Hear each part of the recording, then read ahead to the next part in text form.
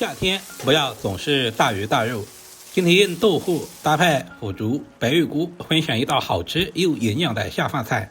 做法簡單，老人小孩都愛吃。想要这道菜好吃，選豆腐非常的關鍵。我們一定要挑選這種嫩豆腐，因為嫩豆腐口感細膩滑嫩。切成大約0.5公分左右的厚片，千萬不要切太薄，薄片下鍋一煎容易碎，後續燜煮更是容易爛成豆腐泥。厚片既能煎出焦香，燉煮的時候還能牢牢的吸住湯汁。我們盡可能的切均勻一些，使其在後續烹飪過程中成熟度一致。全部切成視頻中這樣，放在大一點的盤中備用。準備一小把腐竹，剪成5到8公分左右的小長段。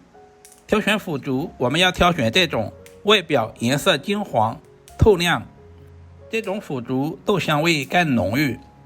加入少量的食鹽，倒滿30度左右的溫水。加入食鹽可以加速腐竹的泡花，放在一旁浸泡10分鐘左右。做這道菜，我喜歡加一些白玉菇，增加鮮味。一小把白玉菇去掉根部，切成5公分左右的小長段，放在準備好的清水中。加入小半勺的食用鹽，因為白玉菇生長在潮濕環境，難免有一些蟲卵或者是細菌。淡鹽水有消毒殺菌的作用。充分洗淨之後，控乾水分，放在盤中備用。接着簡單的準備一些配料，去皮的大蒜切成小丁，切好放在小碗中。一小塊去皮的老薑切成薄片。因為這是一道典型的養生菜，我們就不需要添加小米椒。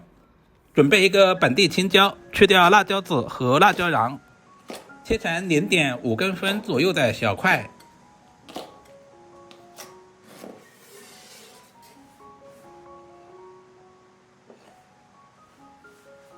所有食材準備好，起鍋加入多一點的菜籽油，油熱之後把豆腐一塊一塊的下在鍋中。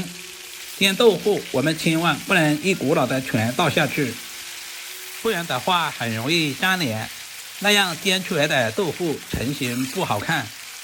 很多人在疑惑為什麼不用油炸的方式，因為油炸吸油太重，嫩豆腐孔隙大，在油炸的過程中會吸收大量的油脂，成品吃起來油膩。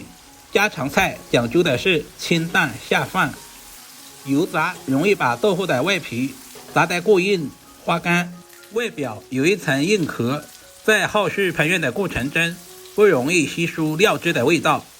大約煎至2分鐘左右，豆腐的底部微微金黃，我們就翻過來煎另外一面，全程用中小火慢慢的煎制，溫和受熱，只把豆腐的表層煎至微黃，形成一層薄薄的保護膜，既能防止後續燜煮散爛，又不會外殼僵硬。在後續凍煮的過程中，能夠充分的吸收調料的味道。哇，好香啊！整個廚房都是豆腐的鮮香味。把豆腐煎成視頻中這樣盛在碗中備用。接下來簡單的調個料汁，碗中加入蠔油，加入大半勺的食鹽調味，少許的松茸鮮，然後再加入小半勺玉米澱粉或者是土豆澱粉，加入適量的清水，把調味料化開，提前調好料汁，這樣可以節省炒菜的時間，在炒菜的過程中可以更好的掌握好火候。現在的腐竹也已經浸泡好了，每一根腐竹都吸饱了水分，質地變得圓圓的。分享一個小技巧，用溫水浸泡過後的腐竹，還可以去除腐竹自帶的豆腥味。這裡就不需要另外焯水，控乾水分，放在盤中備用。另起鍋，加入少許食用油，油溫燒熱以後，下入準備好的薑蒜片，小火煸炒出香味。接下來把控干水分的白玉菇也倒在鍋裡，快速翻炒均勻，把白玉菇充分的炒乾水分，激發出白玉菇自帶的鮮甜味。接下來把腐竹也倒下去，快速翻炒均勻，把腐竹炒乾水分，充分的激發出腐竹自帶的鮮香味。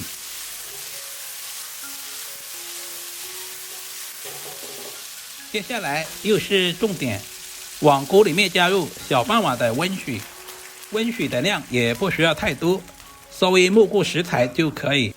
接下來把煎好的豆腐直接倒下去。老話說，千滾豆腐萬滾魚，豆腐想要入味，一定要燜煮一會兒。把準備好的料汁全部倒下去，慢慢凍煮，豆腐才能充分的吸收湯汁的鮮味。很多人炒豆腐稍微的翻炒幾下就出鍋，其實那樣豆腐一點都沒有入味，難以下咽。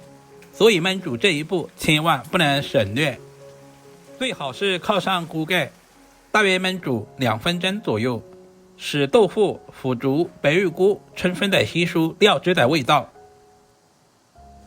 時間到，打開鍋蓋的一瞬間，整個廚房都是腐竹、豆腐、白玉菇的鮮香味。現在的湯汁也變得越來越濃稠了。接下來把切好的青椒片直接加在鍋裡。青椒片是比較容易熟的，所以我們一定要最後加入，稍微的翻炒幾下，把青椒炒出鮮甜味。一道營養又下飯的豆腐燒腐竹白玉菇就這樣做好了。有條件的可以放在一個砂鍋裡面，砂鍋可以持續保溫，使豆腐一直泡在鮮美的湯汁裡，不會快速降溫，越燜越入味。這是一道很不錯的素食家常菜，營養搭配均衡。嫩豆腐富含優質植物蛋白、大豆卵磷脂，溫和好消化，有助於調節血脂。腐竹被稱之為豆製品的營養精華，能輸黃豆的營養，鈣質、蛋白質豐富，適合老人和小孩。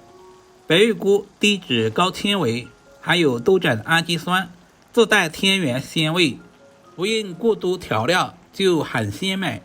3種食材搭配在一起，蛋白互補，荤素相宜，清淡不油膩。平常吃肉比較多，不妨經常做這道素菜，營養均衡。如果視頻對您的廚藝有那麼一點點幫助，就麻煩點讚、收藏、留言並轉發出去。我們下個視頻再見吧。